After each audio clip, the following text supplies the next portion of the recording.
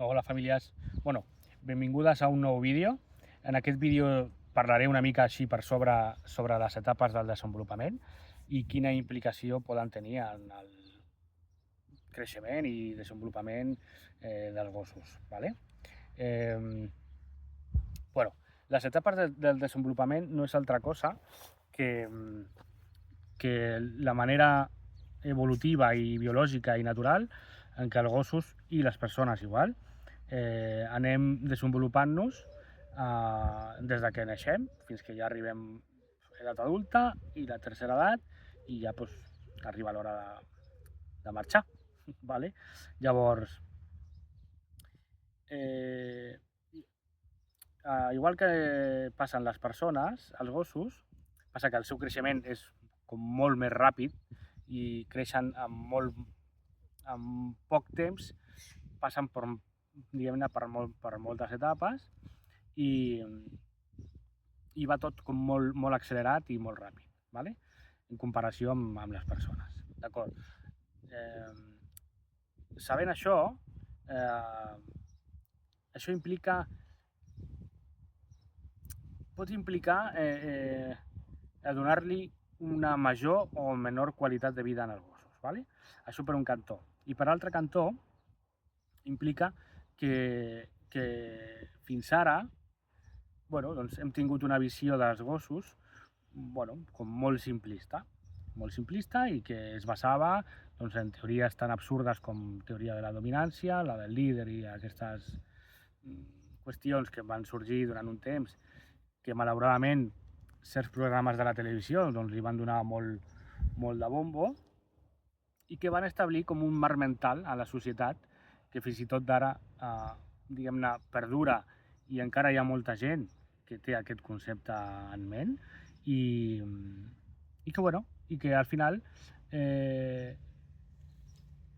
tot es simplificava i es reduïa a que totes aquelles problemàtiques que tingués el gos, o la gran majoria, venien donades per això.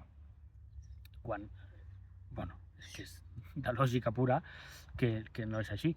I que només cal observar una mica els gossos per adonar-se de que hi ha molt més, de que són molt més complexos que tot això, afortunadament, i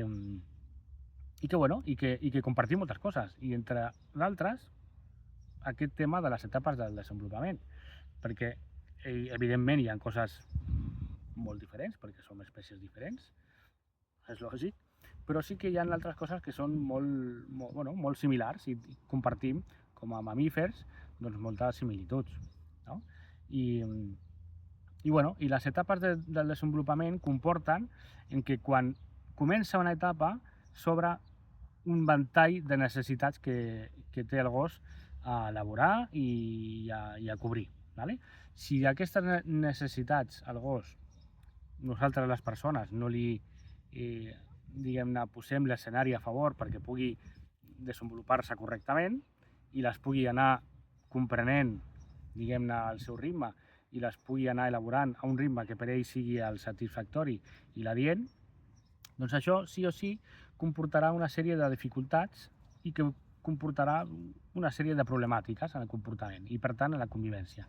Ja sigui en el casa, ja sigui amb la relació amb altres gossos, amb persones, al carrer, etc.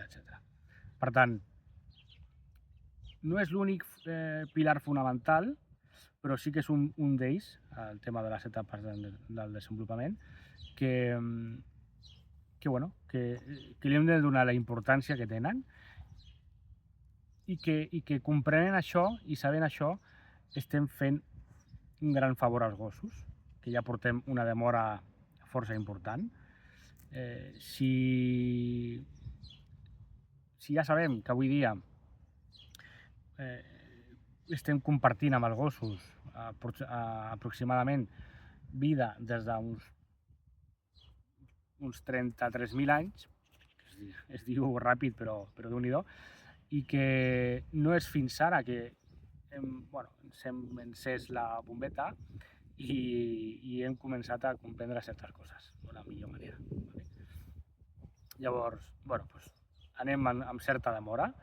Això per la no gens bé a favor nostre, en contra nostra, però sí que diu molt a favor dels gossos de tot allò que han hagut de suportar i de tolerar per part dels humans, no? Això així com a reflexió així molt breu i molt ràpida, però bueno, si li donem una volta, doncs bé, veurem que és així. Ja inclús tot això de la teoria del líder i aquesta mandanga que ja està més obsoleta que qualsevol cosa, implica un desfer, no? Un desfer d'això que ha d'arribar a nivell social, a treure aquestes idees i aquests marcs mentals que tant de mal han fet als gossos perquè han implicat un maltractament força important, vale? I una manca d'ètica absoluta, i que l'ensinistrament caní sí que ha begut molt d'aquí, i que si realment fem educació no té res a veure, vale? Perquè l'educació no és maltractant, tot al contrari, i doncs una mica això, no? I entenent i comprenent què són les etapes del desenvolupament, podem, diguem-ne, comprendre molt millor la naturalesa del gos, no? Que ja va sent hora. Llavors, volia fer una mica aquesta reflexió, aquest comentari sobre les etapes del desenvolupament, i hi haurà diversos vídeos sobre la temàtica, segurament, i segurament també hi haurà formacions al respecte, que algunes ja les estem treballant, i seran forces innovadores en aquest sentit, i que donaran un coneixement més profund i més ampli del que són les etapes del desenvolupament, i com a pilar fonamental, com a un dels pilars fonamentals en l'educació canina i en la comprensió de la naturalesa del gos. Així que, m'acomiado fins aquí i espero que us hagi agradat el vídeo i estigueu atents perquè properament hi haurà més vídeos i més temàtiques sobre això. Així que gràcies i fins la propera.